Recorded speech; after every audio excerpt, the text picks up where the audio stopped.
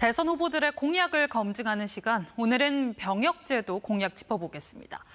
청년층 표심을 자극할 수 있어 선거 때마다 쟁점이 되는데요. 저출생 시대를 맞아 각 후보가 내놓은 병역제도 개편안 박진수 기자가 따져봤습니다.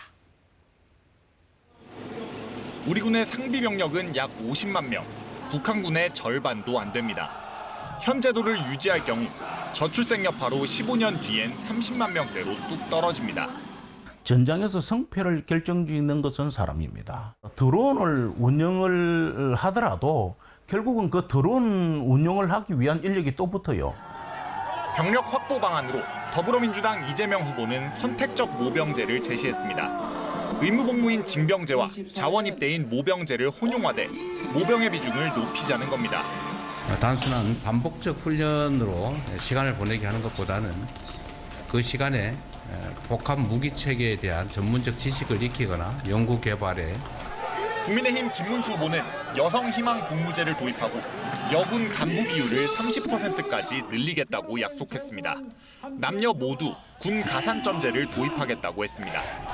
남녀 불문하고 국가를 위해서 자기 청춘을 바친 군 복무자들에게 사회에 나왔을 때 여러 부분에서 가산점을 개혁신당 이준석 후보는 단기 복무 간부제를 제안했습니다.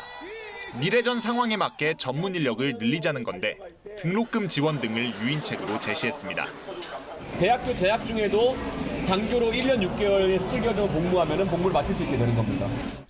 민주노동당 권영국 후보는 모병제로 전환하자고 했습니다. 모병 확대냐 여군 확대냐 넘어야 할 산이 많습니다. 모병인 부사관, 들어오는 수보다 나가는 인원이 더 많습니다. 병장과 큰 차이 없는 급여, 잦은 근무지 이동 등 열악한 처우가 원인으로 꼽히는데 획기적인 개선이 없다면 모병 확대는 현실성이 떨어진다는 지적이 나옵니다. 여군 확대는 병영 환경부터 개선해야 합니다. 군 건물 35%엔 여성 화장실조차 없습니다. 여군의 특정병과 편중은 또 다른 성차별 논란을 불러일으킬 수도 있습니다. 결국 돈 문제인데 후보들 공약에 구체적인 방안은 빠져 있습니다. 복무를 연장할 수 있는 어떤 인센티브와 제도를 어떻게 만들 것인가.